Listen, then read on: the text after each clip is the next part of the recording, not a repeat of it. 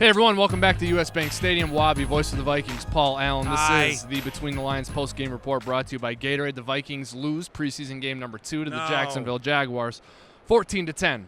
Lots of things for Coach Zimmer and the coaching staff to address with the team and hopefully improve on over the week. But let's talk about some things that we liked. Yeah. I'm going to begin with the pass rush, which at times was just overwhelming for Jaguars quarterbacks. Our D-line got after it today. Yeah, pretty good game. A lot of fluidity. And, Mike Boone was great on the blitz pickup. There are things on which to improve. There are some players who played well. Ifeadi Odenigbo with that pass rush, like you said, looked good. Cody Kessler got smacked a couple of times. And Blake Bortles played the entire first half. Kirk Cousins didn't. We got Seattle on Friday night, and as the coaches and players and everybody would say, another chance to improve. With the RB3 situation the Vikings have going right now, seriously, I mean, we do the numbers count all the time, trying to figure out who's going to be here and RB3. practice squad and all that, and normally it's 3 running backs that a team will keep.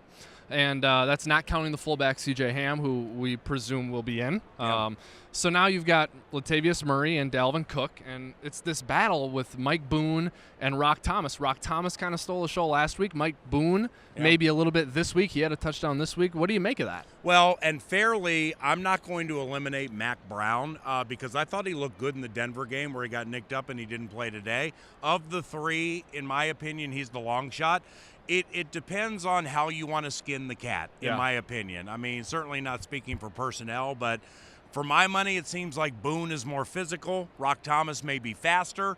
I thought Boone, in a grinded-out situation today against a very physical team, looked really, really good. And at one point, he was averaging 8.5 yards per run. So this is a very difficult decision, I would imagine, for the personnel people to get that third tailback. I mean, you got Dalvin. He hasn't even played in the preseason. Might play against Seattle. Latavius looked really good in the Denver game. Had a couple of drops today. Lost one. Calais Campbell fell on it. And then you got that third tailback spot.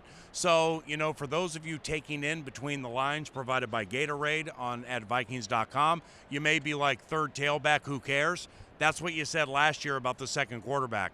How'd that work out when you needed Case Keenum? So it matters because it's a spot on an NFL roster.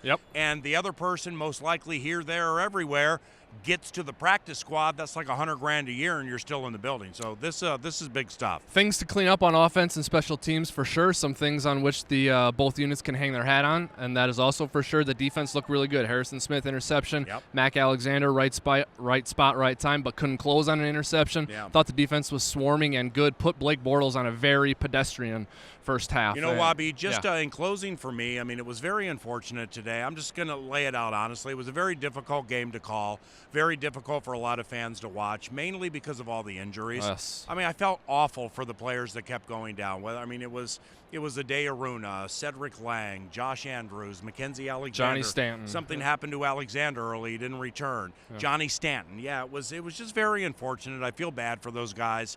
And that really is the topic in the preseason and with training camp. And, the Carolina Panthers have lost their right tackle for a while. Former Viking Jerick McKinnon. He's not going to play the rest of the preseason.